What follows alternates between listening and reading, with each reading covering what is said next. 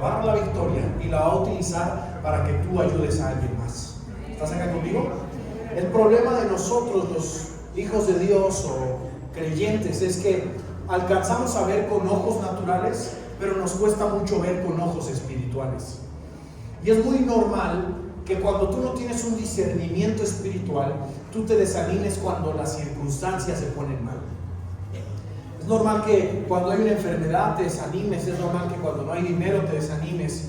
Pero yo quiero decirte de parte de Dios que Él no quiere que tú veas las circunstancias, Él quiere que tú aprendas a tener visión. Y conmigo, visión. Porque la visión es lo que alcanza a ver nuestro espíritu más allá de lo que nuestros ojos naturales alcanzan a ver. Y mucha gente se pregunta por qué hay iglesias cristianas que no crecen. Bueno, la respuesta es simple: porque no tienen visión. No saben, no alcanzan a ver el plan que Dios tiene para ellos. Y es como cuando tú vas a tener un hijo y preparas su cuarto, lo pintas, si es niña, de rosa, de lila, de naranja. No, naranja es mi color favorito, entonces yo no. Y si es niño lo pintas de azul, etcétera, y compras una cuna, compras una carriola, un portabebé para el coche, mamilas, en el baby shower te regalan cosas, ¿no? Porque tú estás preparándolo para el bebé. Pregunta, ¿qué existe primero? ¿El cuarto o el bebé?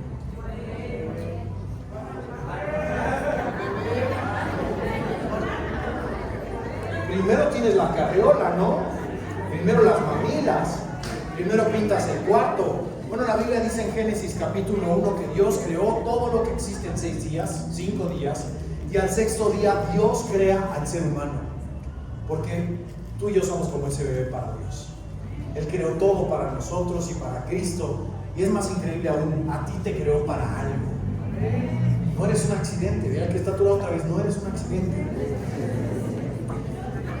Ahora es muy probable que te preguntes, Cris, ¿cuál es la voluntad de Dios para mi vida? Y yo quiero que la Biblia nos dé respuesta, porque Dios tiene un plan para nosotros. Acompáñame a Lucas capítulo 4, versículo del 18 al 19. Lucas capítulo 4, versículo del 18 al 19. El Espíritu del Señor está sobre mí, porque me ha ungido para anunciar el Evangelio a los pobres. Me ha enviado para proclamar libertad a los cautivos y la recuperación de la vista a los ciegos, para poner en libertad a los oprimidos y para proclamar el año favorable del Señor. Hace 8 días vimos que Dios nos ha creado como iglesia para que tú y yo prediquemos el Evangelio a las demás personas. ¿Estás acá conmigo? Hay mucha gente allá afuera que se está perdiendo, y Dios te ha dado de su Espíritu Santo para que tú seas un portavoz de su mensaje. ¿Sabes qué tan importante es esto? Ni siquiera los ángeles predican el Evangelio. Busca en tu Biblia un texto donde veas un ángel predicando el Evangelio. No hay. Porque ni siquiera Dios consideró a los ángeles tan dignos como Él nos hace dignos a ti y a mí para predicar su Evangelio. Hay gente que se asombra con los ángeles, incluso idolatra a los ángeles, pero nosotros somos un poco superiores a los ángeles cuando estamos en Cristo Jesús y tenemos al Espíritu Santo. ¿Me estás siguiendo acá? Vimos también hace 8 días que el Evangelio es para los pobres en espíritu. ¿Cuántos pobres en espíritu están acá? Estamos en deuda espiritualmente hablando. No nos alcanza a cubrir esa deuda que tenemos con Dios.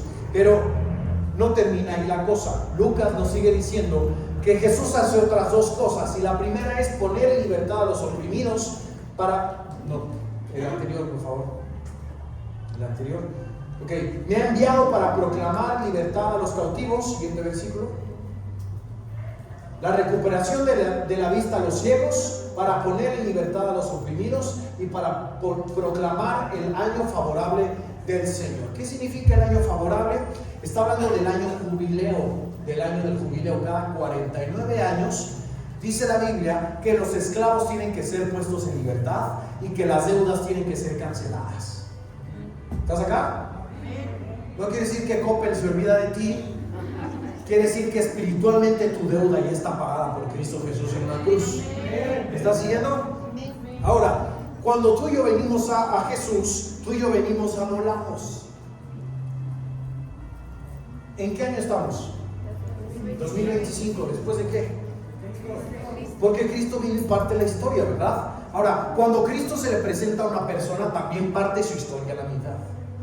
Mi vida se divide en antes de Cristo y en después de Cristo. Yo sin Cristo era otra persona completamente diferente. 17 años viví mi vida con un desenfreno de pecado. 17 años de mi vida permití que las personas hirieran mi corazón a su complacencia. 17 años de mi vida estuve involucrado en estar totalmente desapegado de Dios. Y obviamente cuando vengo a Cristo necesito talache espiritual. Digo talache espiritual. Hace unos años yo compré un Neon 2001. Viejísimo, ¿verdad? Y el que está a tu lado más o menos de tu edad. Sí, viejísimo, 2001. Que son 24 años, ¿no? No. Sí, ¿no? Santo Padre, pues ¿cuántos años tengo yo? Yo soy de 1998. Yo ya no circulo diario. Pues el señor que me lo vendió me la pintó bonita, ¿no? Pues este carro no le vas a meter nada. Le subía al estéreo, jalaba durísimo el carro y me llevó a darme la vuelta, ¿no? Por la casa donde vive mi mamá y le metía durísimo. A mí me impresionó. Yo dije, este es un buen carro. Porque él me decía, nada le vas a tener que meter así al llavazo, prendía el carro y padrísimo. Al día siguiente, después de comprarlo, llevo a mi tío de favor que me pidió, lo llevó al súper, saliendo del súper ya con las bolsas y todo, ya con las bolsas en la cajuela. Quiero prender el carro y ni siquiera daba switch, estaba muerto, man. Se le descompuso la batería al día siguiente. Porque era un carro usado, ¿estás acá conmigo? Y de ahí el radiador, de ahí la bomba de gasolina, de ahí que ya no trae llantas buenas. No, tú sabes que comprar un carro de uso es una lata. Bueno, tú eres un carro de uso espiritualmente hablando. Tú has venido a Cristo y no sé cuántas cosas has vivido, no sé cuántas veces han dañado tu corazón, no sé cuántas veces te han traicionado, no sé cuánto pecado has cometido y estás envuelto en pecado, estás esclavizado en tu pecado y no solo eso, tu corazón está herido por tu pasado. Y cuando tú vienes a Cristo, lo primero que Él hace, versículo anterior por favor, es te lleva a que tú entiendas el Evangelio, que tú entiendas que tus pecados son pagados en la cruz y que tú no puedes ir al cielo por tus acciones. Así seas Teresa de Calcuta o Francisco el Papa, tú no vas a ir al cielo por eso, tú vas al cielo porque Jesús derramó su sangre por ti en una cruz. Después de que entiendas eso, viene la chamba espiritual. Ahora es que Jesús venga y te dé libertad a ti que estás cautivo en tus pecados. Dos cosas.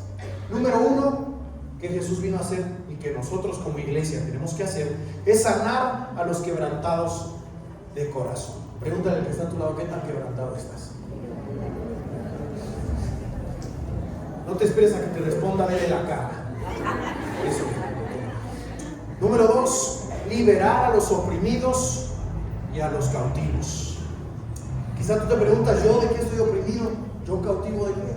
Bueno, tanto tiempo pecando, si tú cometes muchas veces el mismo pecado, se produce una atadura espiritual en ti. Y al rato estás como el gallo amarrado de la pata, que no puedes alejarte de ese pecado. ¿Me estás siguiendo acá? Y Dios quiere que tú tengas vida y vida en abundancia. ¿Alguien acá lo cree? Sí. Pero hay un impedimento para que venga esa vida en abundancia a tu vida. Y es que el pecado produce muerte. Y si Dios no quiere que venga muerte a tu vida, tiene que llevarte a que tú renuncies al pecado que está produciendo la muerte. Pero como tú no puedes en tus fuerzas, por eso lo segundo que hace es abre la cárcel espiritual en la que tú te encuentras. Hay gente aquí en depresión, hay gente aquí con ansiedad, que piensa que un tratamiento, que piensa que un psicólogo te va a dar libertad espiritual. Y hay casos, pero la mayoría de veces problemas espirituales requieren soluciones espirituales. Y la depresión y la ansiedad y todos los problemas que tú puedas llegar a tener, lujuria, pornografía, alcoholismo, adulterio, cualquier problema espiritual que tú tengas, no se soluciona de forma humana, se soluciona de forma espiritual. Hay gente acá que no puede dormir en las noches porque sientes que se te sube el muerto y a veces es porque te pasas de gorditas. Pero muchas otras veces es porque hay puertas abiertas espiritualmente en tu vida que producen una opresión demoníaca sobre ti. No es normal que tengas miedo que te maten en la calle. No es normal que todo el tiempo estés pensando lo negativo. No es normal que a todo le veas lo malo. No es normal que veas sombras, que escuches ruidos en tu casa. No es normal. Es algo espiritual. Pero Cristo Jesús vino a abrir la cárcel de los oprimidos y darle libertad a los cautivos. Se hace a ti, Dios se hace a mí. ¿Me estás siguiendo acá? El camino de regreso a Dios es un proceso de sanidad interior y de liberación espiritual. Dentro de la iglesia hay abusos de esto, pero yo no quiero llevarte a que hagas una regresión espiritual ni ninguna de esas payasadas.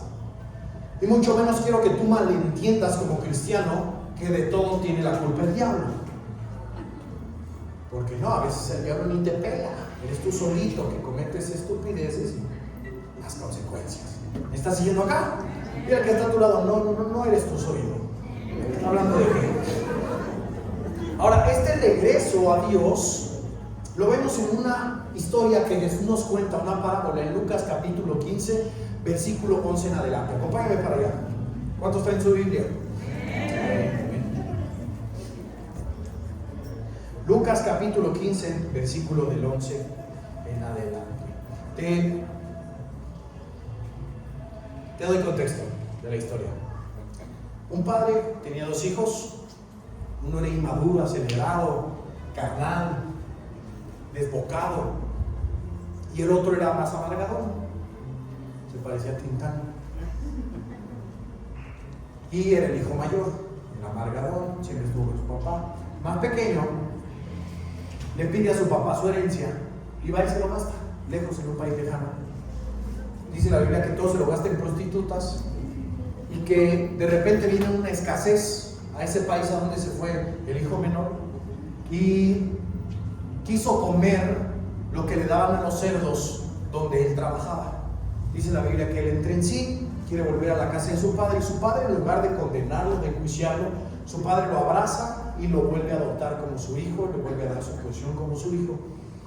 Y el hijo mayor, como estaba amargado, ni se te da tieso, le da envidia.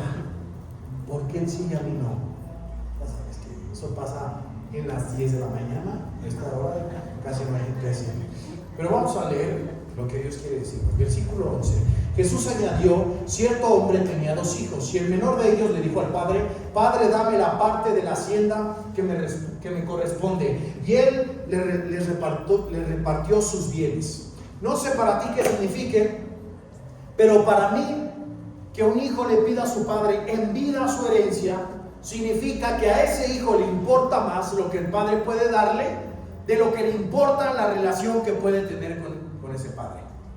¿Me estás siguiendo? En otras palabras, el hijo menor le estaba diciendo al padre: no me importa que tú te mueras, lo que me importa es que yo pueda obtener el beneficio que quiero obtener de ti. ¿Me estás siguiendo acá? Y dice la Biblia, versículo 13, no muchos días después, el hijo menor, juntando todo, partió a un país. ¿Cómo estaba? Dice, el país. ¿Cómo? Lejano. Y contigo, lejano. Hermano, si no me ayudas a predicar, te voy a aventar el micrófono y tú subes a predicar. ¿Cómo estaba el país? Lejano. Porque es muy común que tú y yo sepamos que en la presencia de Dios nuestros pecados van a ser confrontados. Y tú y yo preferimos alejarnos del Padre que estar cerca de Él y tener que cambiar nuestra situación. ¿Sabes por qué hay gente que no se compromete con la iglesia? ¿Sabes por qué hay gente que no quiere servirle a Dios? Porque sabe que eso va a demandar que te alejes de lo que tú quieres hacer. Para empezar, la herencia que el hijo le pide al padre está hablando de esta es tu historia y la mía. Y la herencia que tú y yo le hemos pedido a Dios es cuando tú le dices a Dios: Dios, permíteme a mí vivir la vida a como a mí me plazca. Dame mi herencia antes de tiempo. La vida que tú tienes es una herencia que Dios te ha dado. Y cuando tú la malgastas a como tú mal entiendes, es que tú le estás diciendo a Dios: me importa más yo vivir la vida a mi manera a tener una relación contigo. ¿Estás acá? O hay frases que la gente no dice, pero dicen que son muy similar a esto y dicen: soy creyente, pero no fanático. Dios sabe que yo creo en Él a mi manera, aunque yo no me acerque a la iglesia. sea, literalmente están diciendo, como este vato, no porque me vaya de casa de mi padre quiere decir que no voy a ser su hijo. ¿O a poco tengo que ser ratón de la iglesia para que Dios me tome como su hijo? ¿Tengo que ser perfecto para que Dios diga que soy su hijo? ¿No entiendes todavía lo que significa ser hijo? ¿Me estás siguiendo? Al no saber administrar su herencia, este hombre, su vida, en otras palabras, la desperdicia. La desperdicia en prostitutas, dice la Biblia. Y ¿sabes cómo nos vemos tú y yo? Mateo capítulo 15, versículo del 8 al 9. Este pueblo con sus labios me honra, pero su corazón está muy lejos de mí. Puedes estar aquí, pero puede que tu corazón no esté aquí. ¿Me estás siguiendo? ¿Sabes qué es lo peor? ¿Qué es peor que un huérfano natural? Alguien que tiene padre y que no sabe posicionarse como hijo. Es peor que alguien que verdaderamente no tiene padre. Y el hijo menor, él tenía padre, pero estaba renunciando a su posición de hijo. No sé si me estás siguiendo, ¿no? Cuando tú y yo nos vamos de la casa del padre, nos ven feria como este compa. Versículo 14. Cuando lo había gastado todo, vino una gran hambre en aquel país y comenzó a pasar necesidad. Entonces fue y se acercó a uno de los ciudadanos de aquel país y él lo mandó a sus campos a apacentar cerdos. Él deseaba llenarse el estómago de las algarrobas que comían los cerdos, pero nadie le daba nada. Mantenerte lejos de tu papá Dios, es la estrategia que utiliza el diablo para seguirte atando en una mentalidad de huérfano. Porque no hay nada más poderoso sobre esta tierra que la bendición de un padre. ¿Sabes la estrategia satánica que ha metido Satanás en México? ¿No se van a enojar conmigo? ¿Quieren saber la verdad aunque la verdad los ofenda?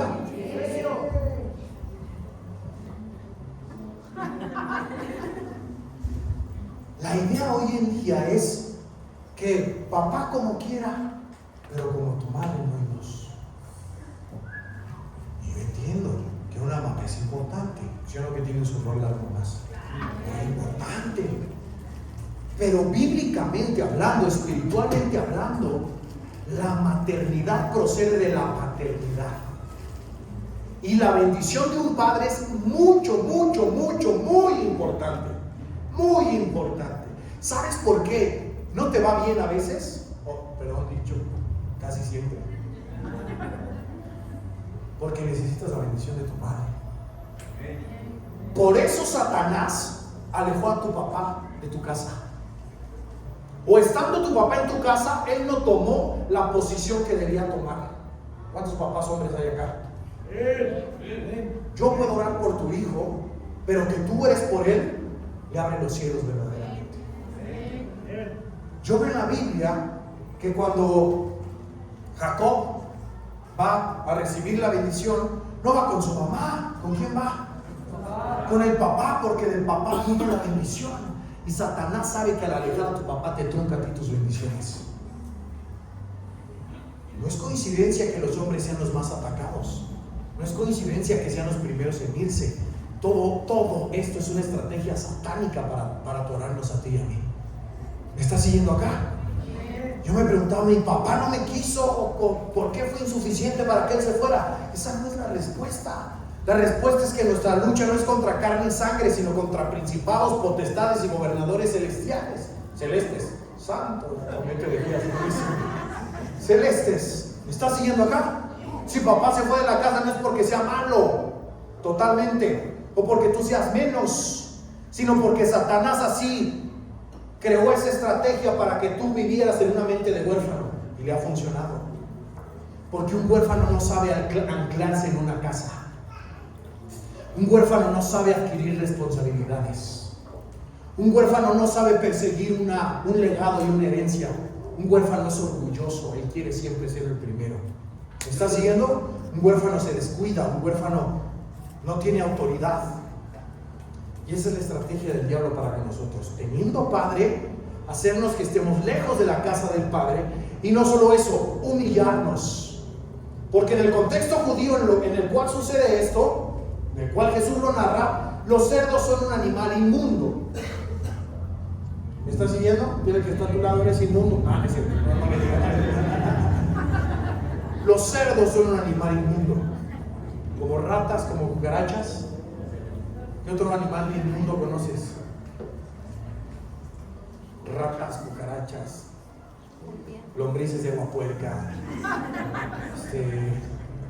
los gusanitos que se hacen ahí en el agua estancada. ¿Te comerías uno de esos?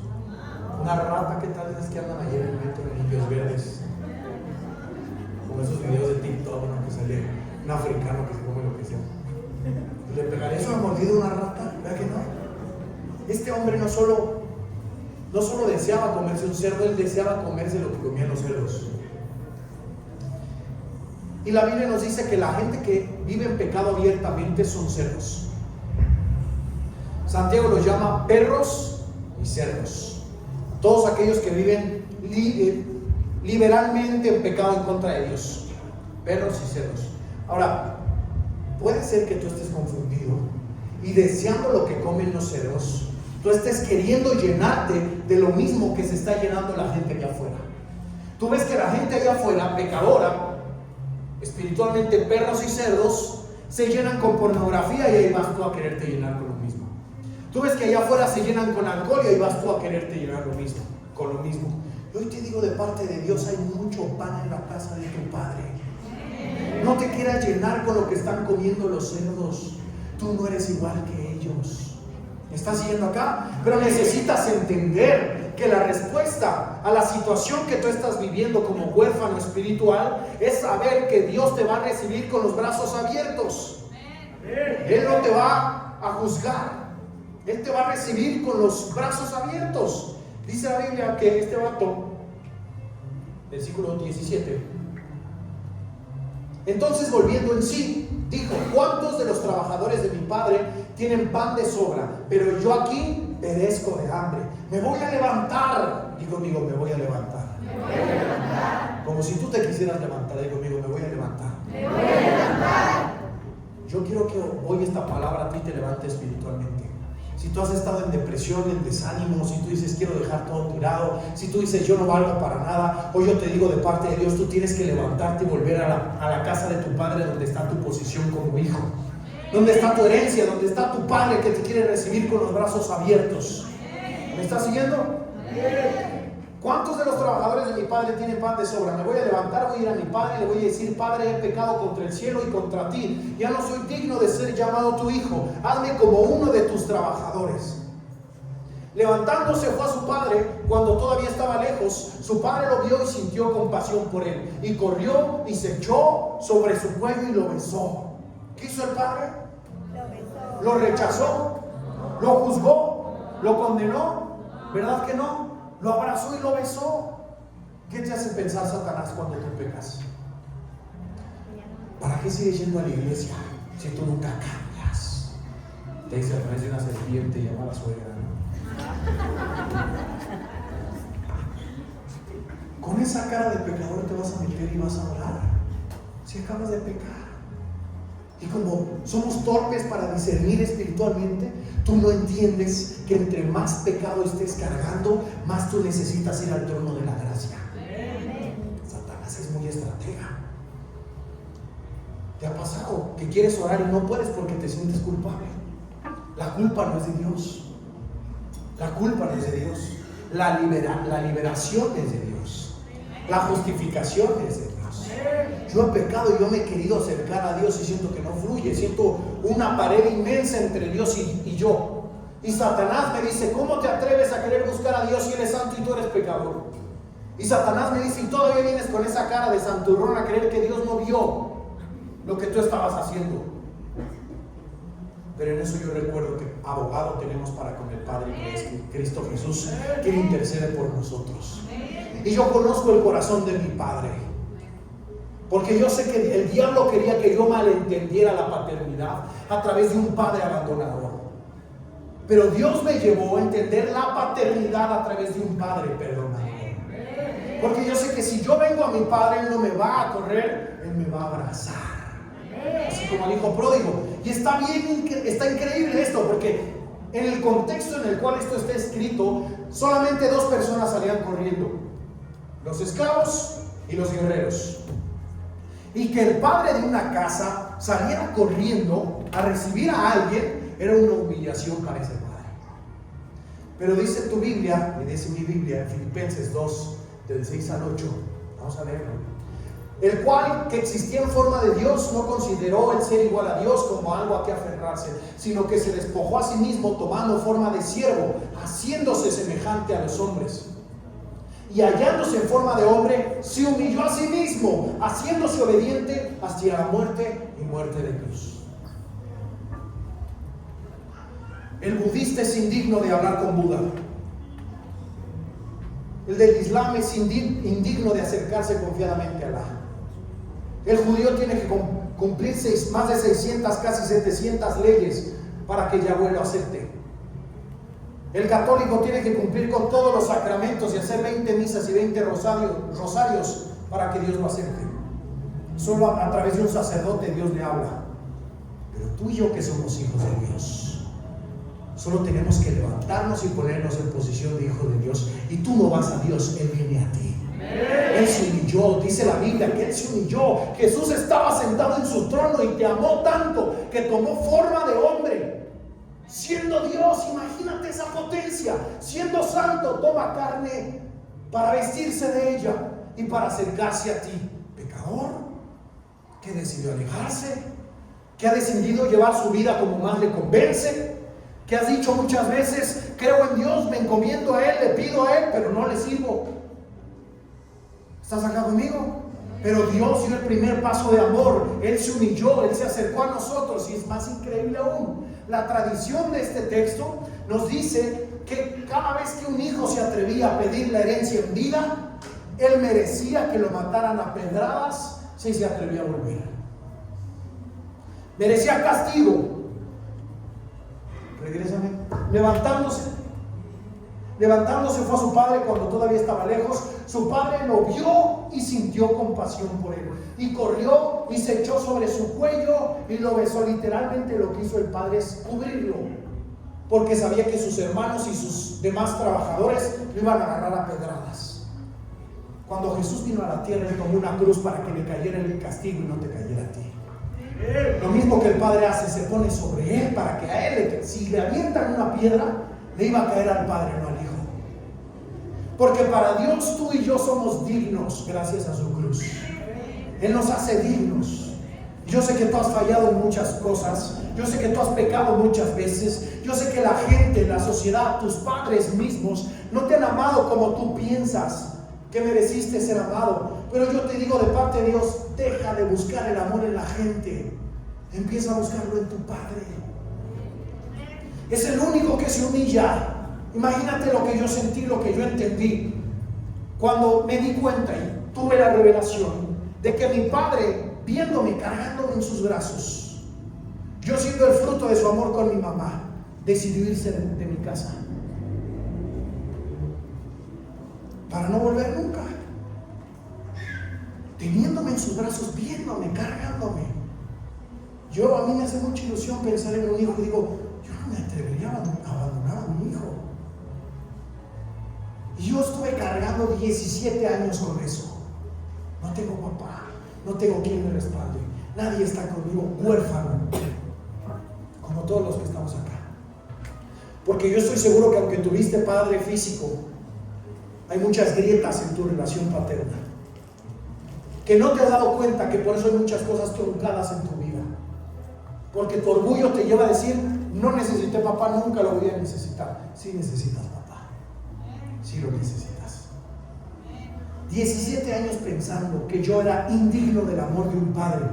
Y cuando yo vengo a Cristo sabiendo que Él en su omnipresencia me vio cometer los peores pecados que ni siquiera te podrías imaginar, en lugar de rechazarme, me abrazó y me hizo su hijo. Tú dime si no voy a predicar de Él, si yo soy su hijo y tú eres su hijo también.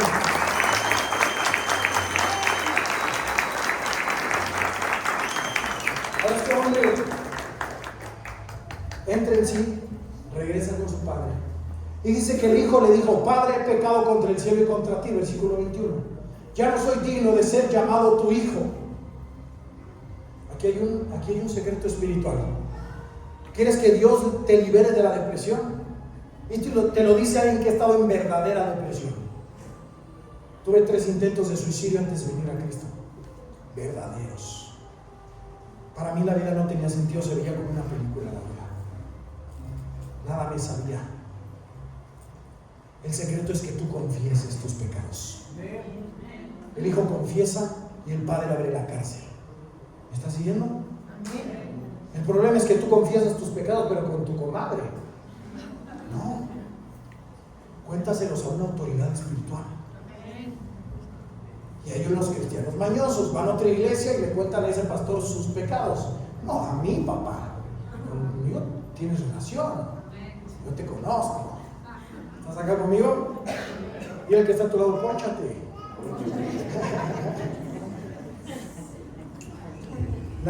La confesión abre la cárcel. Dijimos al principio que hay 2 cosas que Dios quiere hacer Jesús después de que entendamos el Evangelio. La primera es sanar nuestros corazones. Hay heridas que tú estás cargando: abandono, rechazo, abusos, violencia, no sé. Pero esas heridas no van a sanar si tú las sigues manteniendo guardadas y ocultas. Tú necesitas externarlas. Por eso en la iglesia practicamos algo que se llama la consejería bíblica y la administración de sanidad interior, que es que tú te sientas con tu mentor, te sientas conmigo, mi esposita, y vamos a abrir el refri, papá, y vamos a sacar la comida que ya esté podrida. Pero el día no te dice al oído: no, eso no les digas. ¿Qué te van a decir? Pero el diablo no entiende que tú no estás hablando con una persona santa, estás hablando con otro pecador restaurado. Y nosotros entendemos que a veces cuando huele a muerto, pues es porque hay un muerto, hermano. ¿Me estás siguiendo acá? La confesión es lo que abre la cárcel. Versículo 22. Yo estoy hablando aquí como José.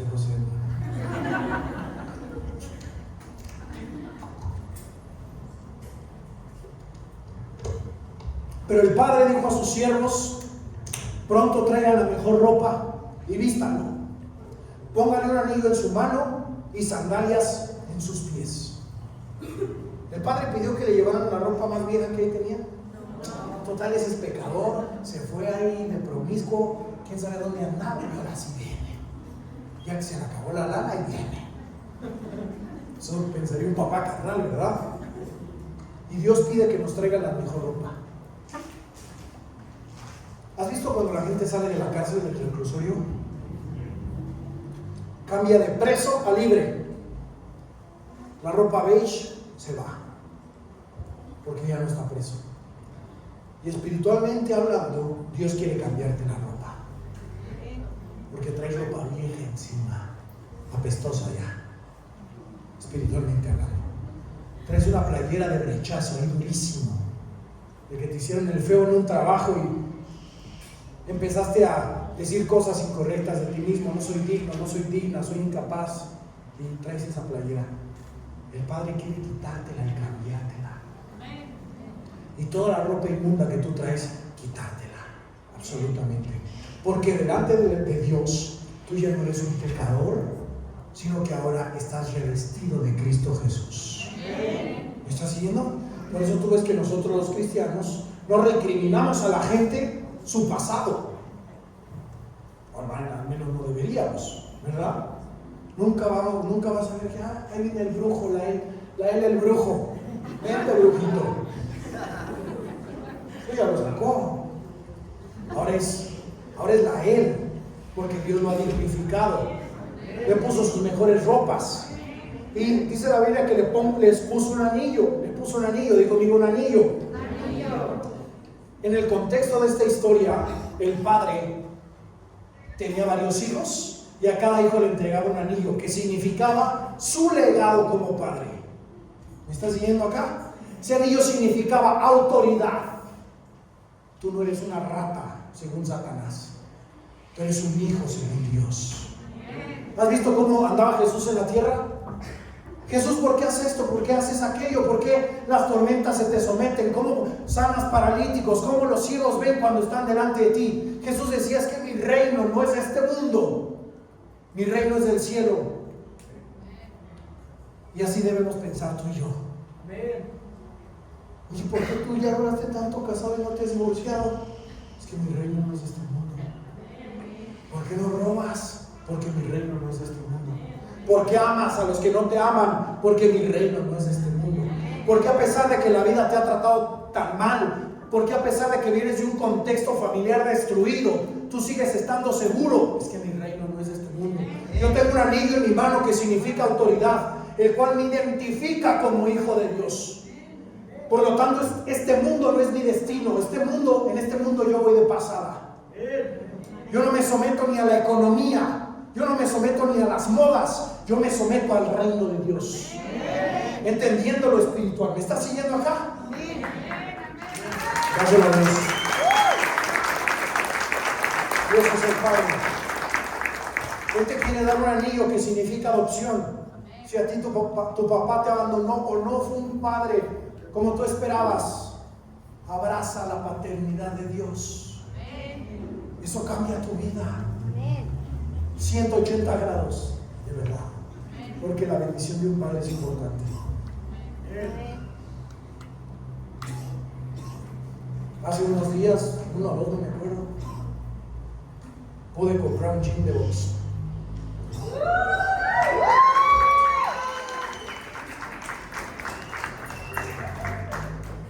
Y fue un milagro. Pero la propuesta estaba... ¿Quieres saber cifras? Sí, hermosísimas, porque unos dicen que no y otros no. Me lo estaban dejando en 20 pesos. Y el amado hermano me dijo, no, bájale. ¿No? Que le bajé, hermano. Me dijo, usted doy 15. Y ya yo dije, no, pues no se va a armar. Pero volvimos y que me lo dan en 10. No 20 ni 15, en 10. Aguanta, todavía no te doy la perla, hermano, tú te adelantas. Lo compré junto con Emi. Y uno va seguro, hermano. Yo no voy de... Toda mi familia fracasó y yo también voy a fracasar. No, yo voy seguro, no. Me lo va a regalar porque yo soy un hijo de Dios. Y a mí las puertas se me abren. Yo sé quién está conmigo. El creador del universo me respalda. ¿Me estás siguiendo acá? Increíble. Y no, todavía no te la doy. Y antes de irnos, nos dice el chavo, pues yo pongo la primera renta del lugar en donde vivo. Y mi depósito vamos a pagar.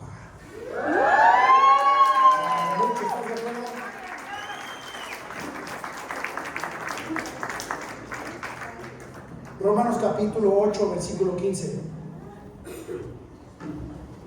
Romanos capítulo 8. Pero ustedes no han recibido un espíritu de esclavitud. Dile al que está a tu lado, no ha recibido un espíritu de esclavitud. Hermano, ¿qué haces en depresión? ¿Qué haces con ansiedad? ¿Qué haces de víctima? ¿Qué haces peleando por un terreno de tus papás? Si tus papás no te dan terreno, tú tienes un Dios en el cielo que te va a dar un terreno. Pero arrepiéntete de tus pecados, porque si no vas a estar muy rico, pero en el infierno. ¿Me estás siguiendo acá? Tú tienes un padre en el cielo. ¿Tienes padre? ¿Quieres un terreno? Te voy a vender la otra parte. Como tú tienes un padre, tu padre tiene una casa, comprométete con su casa. Ah, ya te gusta. No la paso, papá. Características de un huérfano. Yo estuve evangelizando un huérfano natural. Él no tenía casa, tenía mamá, pero era adicta. Se había casado con un adicto y su papá es adicto también. Y él era adicto. Y lo estuve evangelizando, estuve jalándolo un tiempo. Pero él venía a la iglesia, se comprometía un tiempo con todo el chavo. Venía, lavaba los baños, hacía, me subía, bajaba y en ese tiempo me decía mentor. mentor, ¿qué hago? Yo a la orden, para donde quiera. No, que nos vamos a Cancún a un retiro. Vámonos, y se iba a cantar a las taquerías, vendíamos palanquetas. Un día de repente se van a vender palanquetas y ¿dónde está el intento? No, ¿dónde me comunico con él? No tiene casa, no tiene mamá. O sea, ahí en su Facebook, ¿no? Marcándome. Me lo encuentro a los 15 días, todo el dinero que había juntado se lo había gastado en droga. Y él se dormía donde le agarraba la noche. Se volvía a restaurar y a los pocos meses otra vez se iba. ¿Cuál era el problema? Que él caminaba como huérfano. Porque un huérfano no sabe reconocer una casa. ¿Me estás siguiendo? Y tú tienes padre. Tú tienes padre. Tu padre es Dios. Esta es su casa. ¿Me estás siguiendo? En esta casa hay herencia espiritual. Yo siento que cuando Dios bendice, Dios no bendice a una persona, Dios bendice a toda su iglesia. ¿Tú lo crees conmigo? Pero hay otra parte. Esta iglesia tiene una chamba. Isaías 43, versículo 8. Diré al norte, entrégalos, y al sur no los retengas. Trae a mis hijos. ¿Trae a quiénes? A mis hijos. Desde lejos, y a mis hijas desde los confines de la tierra. El peligro para un cristiano es que se convierte en el hijo mayor de esta historia. ¿Cómo estaba el hijo mayor? Amargado. Porque hay cristianos que ven gente nueva llegar y no, yo veo muchos espíritus en ti. Estás amargado. Yo te apuesto que si tú te pones a chatear, Señor, reprende.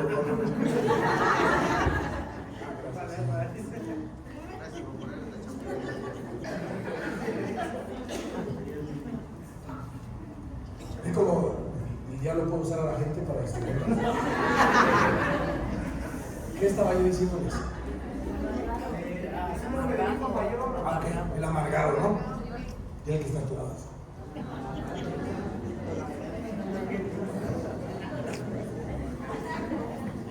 ¿Quieres aprender a amar a Dios? Perdón, ¿quieres aprender a amar a la gente como Dios las ama? Abre un grupo pequeño. Ahí te van a tocar divorciados, con alcoholismo, con drogadicción, inmaduros, ladrones, pecadores, gente como tú y como yo, ¿no? Para que ni te asombres, gente como tú y como yo. Y Dios nos manda a hacer todo lo que ahora tú y yo recibimos, porque Dios ya te cambió la vestimenta. Dios va a sanar tu corazón en esta mañana, yo lo siento. Dios te va a adoptar como su hijo. Siguiente paso es, ahora nosotros ir allá afuera por los que son hijos. Están llamados a ser hijos. Traerlos a la casa del Padre, cambiarles su ropa, darles un anillo, ponerles sandalias. ¿Estás siguiendo? Por eso aquí hacemos retiros. Porque en los retiros oramos por sanidad. Oramos por libertad espiritual. ¿Cómo le hacen para los retiros? Me preguntaba una persona que está en una organización humanista para ayudarle a la gente. ¿Cómo le hacen? Porque nosotros vamos a la hacienda y les hablamos directo, les hablamos porque China la tuya y rusa la mía y española la de aquel. Se le tiene que dar a la gente. ¿Ustedes cómo le hacen? Quiero ir a ver la armadura de Dios y no sé qué. Le empiezo a descerrar lo espiritual. ¿Cómo le hacemos? ¿Quién sabe? Yo solamente cierro los ojos y le digo, Padre, libera a la gente que lo necesita. Y lo hacen. No hay como un método. ¿Me estás siguiendo acá? Luego hacemos retiros, grupos pequeños, etc. Mira, ¿sabes qué estoy entendiendo? Los de las 10 de la mañana son el hijo mayor amargado, porque ustedes son bien aplaudidores, bien escandalosotes.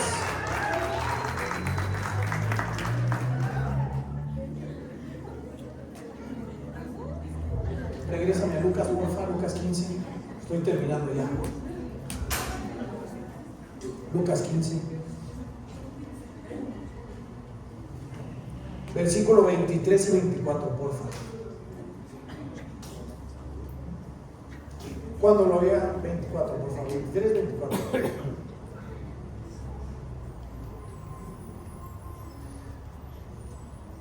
Lo siguiente que hace el padre es, dice, traigan al becerro más gordo y el que está a tu lado, escóndete. Mátenlo y comamos y regocijémonos, porque este hijo mío estaba muerto y ha vuelto a la vida, estaba perdido y ha sido hallado. Y comenzaron a regocijarse. Hicieron feria de pueblo, una semana de fiesta. Mataron un becerro, la banda me hizo a tocar, me hizo una cochera porque el hijo volvió a casa.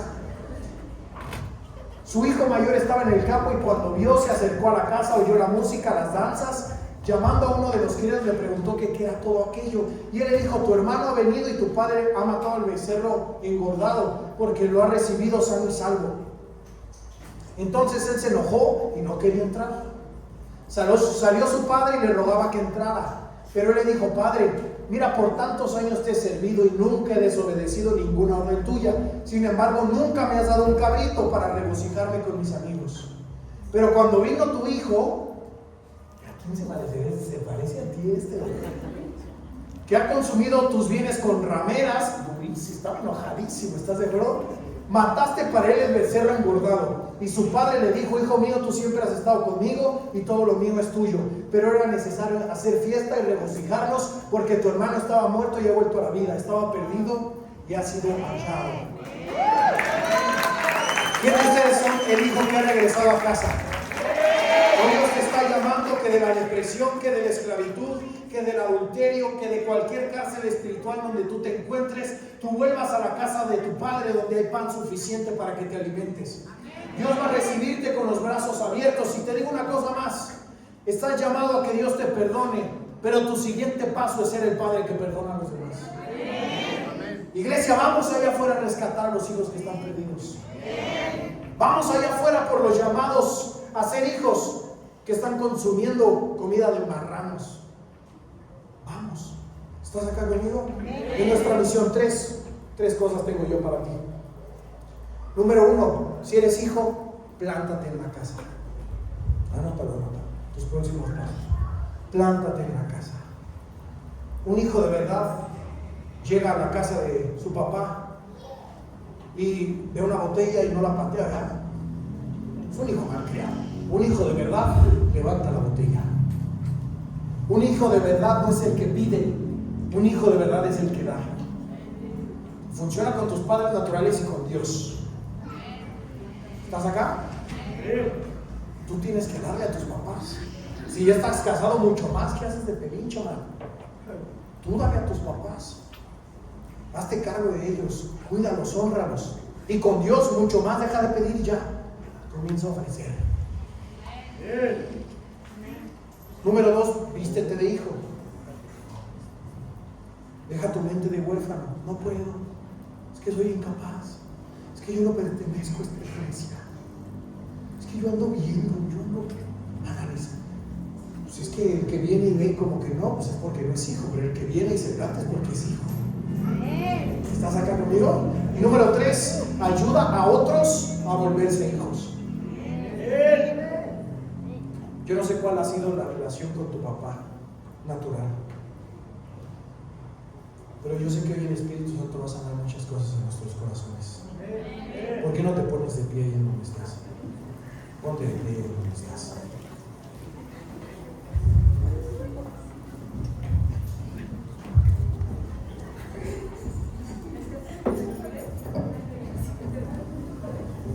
Ayúdales a otros a ser hijos. Allí donde estás, cierra tus ojos.